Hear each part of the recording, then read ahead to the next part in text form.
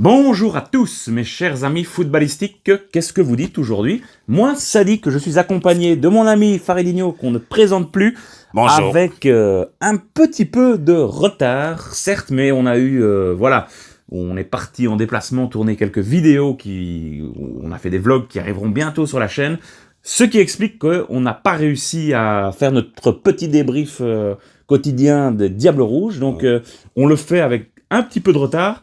Certes, mais on s'en excuse, mais je voulais particulièrement qu'on puisse pouvoir le faire avec du retard, certes, mais le faire. Le faire, c'est un peu notre tradition. Hein. Tout à Après fait. match, on ne pouvait pas passer à côté. Hein. Non. Et on va rentrer directement dans le vif du sujet avec les deux matchs donc des Diables Rouges ici face à l'Azerbaïdjan et à l'Estonie.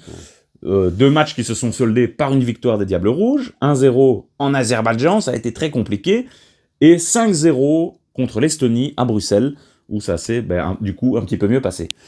Farid, qu'est-ce que tu as pensé de ces deux matchs, de manière générale, peut-être? Ben, c'est compliqué, hein, parce que c'est pas les mêmes matchs. Mais, ça veut dire qu'en Estonie, vite fait, y a un but de Carrasco, il me semble, donc ça c'est fait. On peut pas dire plus, de toute façon, c'était exécrable. Et ensuite, on s'est remis en confiance. Après, je vais dire, la jeunesse. La jeunesse et l'expérience qui sont revenus au bon niveau. Il manque plus que De Bruyne pour, et Courtois, bien sûr, qui étaient absents, mais on va retenir les remplaçants. Voilà, c'est que je reviendrai sur. C'est vrai, beaucoup de nouveaux, entre guillemets, qui étaient là et qui ont quand même bien saisi, enfin, si on peut encore parler de nouveaux actuellement, mais il y a clairement des Diables qui étaient là, qui ont quand même bien pris leur chance, d'autres qui sont peut-être vraiment passés à côté de ce rassemblement. On pense à Youri Tielemans, ça s'est très mal passé en Azerbaïdjan, et il n'a pas été, il est même pas monté au jeu contre l'Estonie. Donc je crois que déjà dans la tête de Domenico Tedesco, Tielemans n'est plus titulaire et est passé remplaçant. Oui, après, je pense il fait tourner. Hein, je pense qu'il l'avait dit. Ouais. Il fera tourner. Après, Tielemans, m'inquiète pas. Et après, je pense que la fin de saison passée, début de saison n'est pas excellent non plus pour lui. C'est ça. Moi, je m'inquiéterais plus. Moi, je m'inquiéterais quand même pour Tielemans parce qu'à Aston Villa, c'est pas ça. Il a pas beaucoup de temps de jeu. Et puis voilà, avec les Diables. Enfin, début de saison compliqué en tout cas pour Tielemans. C'est clair. Il fait partie en tout cas clairement, je pense, des gars qui ressortent un peu moins bien en tout cas sur ce rassemblement. Après, Il s'est fait clairement remplacer par Mangala, qui, voilà, ça c'est, je pense, dans les points forts. Lui a fait, par contre, un super match. Mangala Onana, au milieu de terrain, c'est quand même très intéressant, très fort. après j'ai beaucoup aimé Onana. Onana, on le sait, depuis qu'on a lancé cette chaîne, on fait que vanter les mérites d'Onana. Onana, c'est même plus une satisfaction. Onana, voilà, après, on va encore dire, ce n'est que l'Estonie, que l'Azerbaïdjan. Mais malgré tout, voilà, il est là, il fait le job, c'est un numéro 6, il est bon, il pourrait peut-être même jouer plus haut, hein, mais Tedesco le garde un peu à la place de Witsel, quoi, un petit peu dans ce milieu récupérateur, milieu défensif. Il aurait clairement sa place un petit peu plus haut dans le jeu, hein, si on arrive à trouver justement ce 6, peut-être Mangala, on verra bien, mais parce qu'il est grand, il est bon de la tête, c'est un élément important. Moi, je l'aime bien à sa place là. Ouais, mais c'est ça. Je pense que là, il est parti pour quelques années dans ce milieu de terrain. Oui. Et je l'ai toujours dit, il me rappelle un peu Patrick Vieira dans ses grandes années, dans ce style, dans sa façon de contrôler ce milieu défensif en fait. C'est vrai. Et franchement, il est très bon, il revient bien en défense. Et Onana, et voilà, après, on peut critiquer. Après, c'est des matchs pièges. Hein. Oui. Il y a déjà des gens qui ont perdu des plumes là-bas. Le déplacement n'est pas évident non plus. Le terrain était dégueulasse. C'est des éléments à prendre en compte aussi pour les artistes. C'est pas toujours évident de produire du beau jeu sur ce genre de terrain. Le job a été fait, peut-être pas à la manière par rapport à l'Azerbaïdjan. Il y a quelques années, on les perdait. Hein. Voilà, exactement. Ça, c'est pas faux. Dans les autres satisfactions, comment ne pas évoquer Jérémy Doku, mes chers amis? Jérémy Doku, ça c'est quand même c'est un peu l'inverse de Tielemans. C'est le crack de cette équipe, c'est la nouvelle star, c'est le mec qui va faire déplacer les foules, c'est la future star des Diables Rouges. Hein. Il est exceptionnel, il est trop fort ce mec. des Diables Rouges et il commence peut-être à conquérir. Ah, pardon, excusez-moi. Il commence peut-être à conquérir L'Angleterre. l'Angleterre. Ouais, à City où où ça se passe bien, en tout cas pour l'instant. À l'heure d'aujourd'hui. Il a marqué son premier but. Voilà, et 1-1, je pense. Hein. Donc, Non, c'est bien. Franchement, un bon Doku, mais ça s'est vu là. Une fois qu'il monte, le jeu passe par lui. Il est percutant, il dribble, il élimine. il revient en défense. Il est trop fort. Ce mec Il est revenu en défense incroyable. 2 fois et franchement, exceptionnel. Ça, c'est le grand gagnant, encore une fois, de ce Nous espérons que rassemblement. le physique va tenir. Tout à fait. Une défense qui reste aussi la même depuis le début. Oui. On continue avec cette paire centrale Vertonghen-Phase et notre ami Castagne à droite et Arthur Théat à gauche. Oui. Ça se stabilise. Je voulais dire quand même quelque chose sur notre ami Yann Martingale. J'y croyais pas. Hein. Enfin, Ouais. il fait un carton plein à Anderlecht, il faut le dire. Il était le maître là-bas. Et dans le championnat belge, je crois qu'il a prouvé son rythme. Et il est encore là en équipe nationale. Je pense que. Il a fêté sa 150e cap contre l'Estonie. Et c'est encore lui qui ouvre la marque sur un corner. incroyable. Hein. Il vient mettre sa tête là après quelques minutes de jeu. Ça fait du bien, c'est un homme d'expérience et Dieu sait qu'on l'a critiqué, Yann Vertonghen, mais c'est quand même un club men, pardon. Incroyable. Vertonghen, que dire. Mais c'est presque une légende hein, belge. C'est une légende belge et ce gars-là doit être respecté et il a une confiance sur le terrain.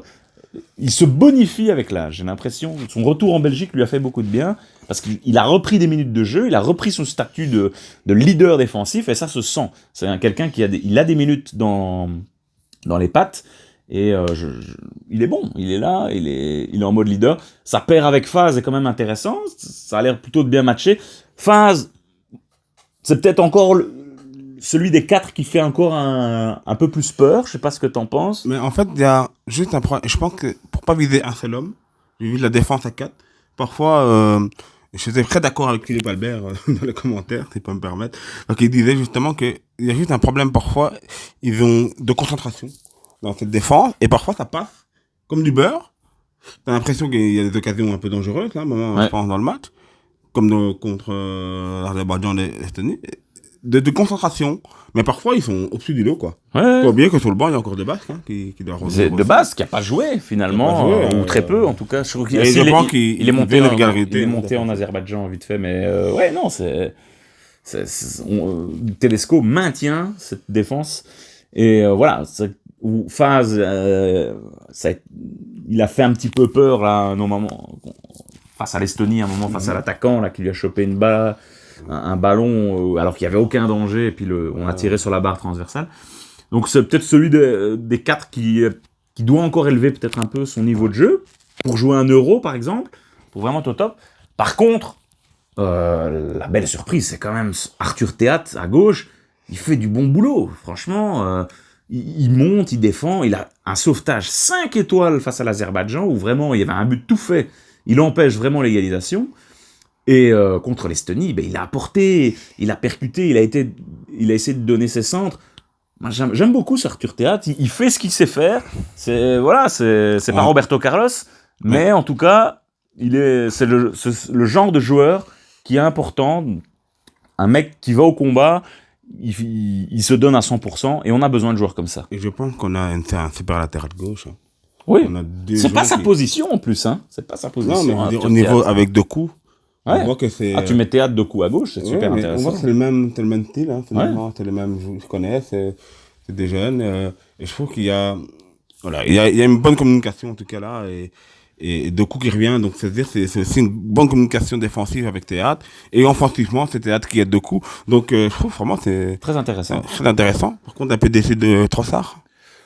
Trossard en Azerbaïdjan, ça a été un peu compliqué. Après, contre l'Estonie, il a mis un superbe but là, une frappe pleine lucarne. C'était. Mais je pense qu'il a été vraiment bon. Il s'est vraiment bon contre l'Estonie. Il s'est relâché, mais Trossard, voilà, je m'en fais pas trop pour lui, mais il a ce statut de titulaire quand même. J'espère qu'avec les Diables, ça va le devenir parce qu'il a. Il devient joueur. Niveau expérience. J'aime beaucoup ce qu'il fait à Arsenal. Il n'a pas toujours le temps de jeu qu'il mérite. Mais aussi, encore une fois, ce week-end, à l'heure où on parle, il a remplacé Martinelli qui est sorti blessé. Il est monté, il a marqué. Incroyable. Trossard, très content en tout cas. Il peut encore élever un peu plus son niveau de jeu, mais voilà. Un Carrasco aussi, intéressant. Beaucoup de critiques suite à son transfert en Arabie Saoudite, mais qui s'affirme encore comme un des leaders de notre équipe nationale. Il est là sur le front de l'attaque, très intéressant. Il était toujours là quand il était en Chine. C'est vrai, tout à fait. Il est encore là. Et aussi, il faut quand même parler, bien sûr, de Romelu Lukaku, sur lequel on avait beaucoup d'inquiétudes. Fallait-il qu'il retrouve un club? Ça a été fait à la Roma. Avec Mister Mourinho. Hein. Avec Mister Mourinho, une longue histoire d'amour entre ces deux-là. Hein. Ils ont joué à Chelsea ensemble, à Manchester United, et ils se retrouvent maintenant à Rome. Et Lukaku, ça faisait longtemps qu'il avait plus joué, et voilà, on a retrouvé le Lukaku qu'on aime bien. Il a cette confiance en Belgique, ça se sent que c'est le boss, c'est le patron, c'est le capitaine. Quand De Bruyne n'est pas là, bien sûr, mais son jeu dos au but est exceptionnel, c'est fantastique. D'ailleurs, quand Openda montre ou Batshuayi, tu vois directement la différence. C'est compliqué pour ces deux joueurs, surtout Openda, on en reparlera après, mais Lukaku qui met ses 2 buts face à l'Estonie, et c'est les buts à la Lukaku très intéressants où il protège. Quand il est lancé comme ça, il est trop fort. Il est trop fort, et je pense que ça boit de la tenue, mais je pense que s'ils ont leur niveau, les prochains matchs contre l'Autriche et la Suède. Oui, tout à fait. C'est un autre niveau, faut être honnête. Mais je pense quand même qu'il faut y croire parce que c'est des super joueurs, comme vous dites. Hein. Et par contre, Lukaku sort, qui marque ensuite, en fin de match. C'est une bonne question. C'est Mais peut-être pour moi le plus sous-estimé de l'équipe, ça reste mon chouchou, hein. C'est De Ketelaere. Ah oui, c'est vrai. On l'oublie toujours, mais il met son petit but annuel. Il vient une fois par an, il marque un goal. Là. J'avais oublié, voilà. Lui qui rebondira peut-être à l'Atalanta, on en avait parlé dans la dernière vidéo. Ouais. Un bon choix, maintenant il doit être concret parce qu'il aurait pu en mettre 2. Hein. C'est vrai. Mais c'est un joueur qui s'entend bien, je pense qu'avec Doku, c'est un style. Il y a quelque chose à faire. Pour moi, c'est pas une pointe. De Ketelaere doit jouer derrière l'attaquant. Juste pour en terminer avec Lukaku, quand même préciser qu'actuellement, c'est le meilleur buteur des qualifications de l'Euro, avec 8 buts ou 9 buts, je pense. Il a 5-6 buts d'avance sur tous les autres buteurs de la compétition. Et on va encore dire qu'il est pas bon. Voilà, et on va encore dire, effectivement... Bref, c'est un autre débat dans lequel nous ne rentrerons pas aujourd'hui. Par contre, concernant effectivement les gars qui sont montés en attaque comme De Ketelaere, Openda, De Ketelaere, voilà, a mis son petit but, on en a parlé. Openda, ça me pince un peu plus il a du mal aussi dans le son cœur, parce qu'il a du mal encore de s'imposer. On sent que peut-être il n'a pas cette pleine confiance. C'est le numéro 2 derrière Lukaku. Il a une belle occasion contre l'Estonie, il l'a malheureusement pas mise au fond, un caviar que Jérémy Doku lui fait une passe exceptionnelle, et là il fallait qu'il la mette Openda, et c'est difficile pour lui malheureusement, et pourtant son transfert à Leipzig a l'air de très bien se passer en tout cas, il marque, il fait des passes décisives, toujours très intéressant, j'espère que lui aussi va pouvoir à un moment élever son niveau de jeu, et quand il va rentrer pouvoir mettre ses petits buts, ça va être intéressant, pourquoi pas un jour jouer avec Openda et Lukaku, ça pourrait être une solution, pourquoi pas. Pourquoi pas, après, on sait que le système, t'es un attaquant, après, voilà, faut voir. Hein. C'est compliqué, parce qu'il y a beaucoup de gens, hein, autour de Lukaku, finalement. Bien sûr. Luke Bacchio, voilà, mais non, c'est ça, Luke Bacchio, qui a eu un petit peu de temps de jeu, mais voilà. On connaît ses qualités, moi je m'inquiète pas. Non, voilà, Bakayoko, qui a eu aussi un petit peu de difficultés en Azerbaïdjan. Donc les choses se mettent en place, il va falloir du temps, à savoir qu'il y a encore beaucoup de joueurs qui étaient blessés, qui sont pas venus. Roméo Lavia, on aimerait bien revoir aussi à un moment, j'espère. Il faut oublier qu'il y a les jeunes aussi qui jouent une qualification. Hein. Oui, tout à fait. Notre ami forcément De Bruyne qui est blessé, Courtois qui est blessé, c'est beaucoup. Donc bon, tous ces joueurs-là à un moment vont revenir et on est impatient. Koen Castells, un petit mot peut-être? Je suis pas fan. Non? C'est un bon gardien, mais je suis pas fan. Je trouve qu'il me rassure pas beaucoup. Non, mais je pense. Après, il prend aucun but. Hein, donc, ça c'est vrai. Mais bon. 2 clean sheets pour lui. Voilà. Après, le pauvre, il fait ce qu'il peut. Il passe un peu derrière Courtois. J'ai pas Après, je suis peut-être un peu un vieux blédard avec Courtois, mais mais après ça reste un bon gardien. Hein, je vais pas critiquer l'homme, mais je veux dire. Voilà. Pour l'instant, il me rassure pas. Peut-être la facilité des équipes qu'on a affrontées, ça me... Oui, voilà. Je pense que c'est ça, pour un petit peu en conclure. Ça reste le deuxième gardien. Les points ont été pris. La manière n'y était pas face à l'Azerbaïdjan. L'Estonie, c'était déjà un peu mieux. On s'est rassuré. Bon, le prochain rendez-vous, il va falloir être bien meilleur que ça. C'est contre l'Autriche, c'est contre la Suède. À savoir qu'on est à égalité de points avec l'Autriche et que je pense qu'on se déplace là-bas, si je dis pas de bêtises.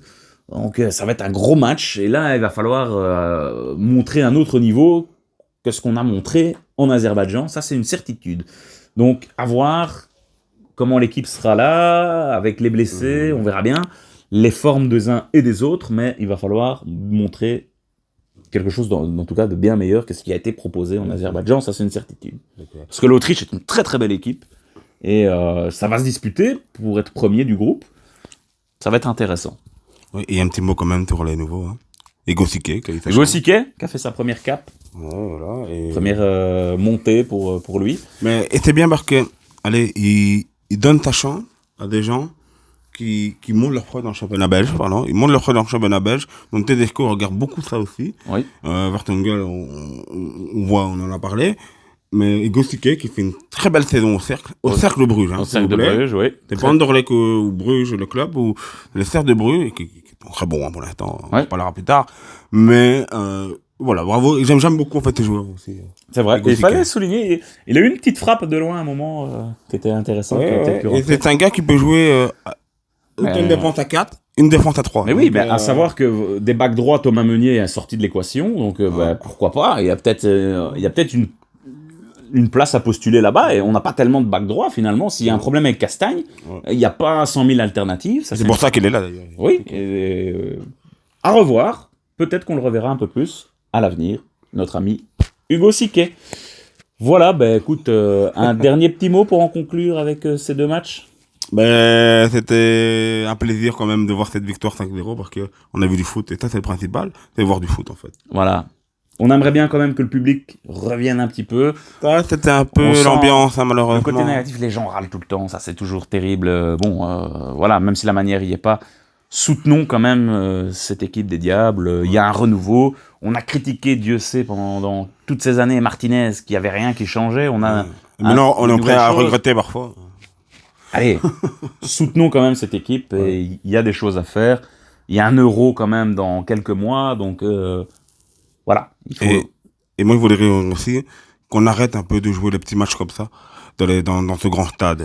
C'est vrai que ça c'est encore un autre débat, mais ce stade Roi-Baudouin, ça devient mais qu'on joue au Standard, qu'on joue à Gand, magnifique stade. Gand, on a pu aller stade, Gand à Bruges, Gand, Bruges, il y a 2 matchs à chaque fois, un en Flandre, un en Wallonie, et on n'a pas le plus. Et dans les autres pays, en Allemagne, ça se fait, en France aussi, les Français vont jouer au Vélodrome, en Allemagne, au Bayern, à Dortmund, ça se fait régulièrement. Arrêtons un petit peu avec ce stade Roi-Baudouin où il y a zéro ambiance et où, pour y avoir déjà été plusieurs fois, c'est affreux. Mais bon, voilà, c'est comme ça. C'est comme ça. C'est un autre débat politique. Mais si on fait entendre, c'est chouette. Hein. Oui, mais effectivement, jouer des matchs ailleurs, pour l'ambiance et pour le soutien du public, je pense que ce serait très intéressant. Ouais. Voilà, on va en rester là en tout cas pour ce petit débrief en retard. On s'excuse encore une fois. Mais on va bientôt se revoir pour reparler de foot avec Faridinho parce que là, la saison est bien relancée, il y a beaucoup de choses à dire. On va revenir très très vite.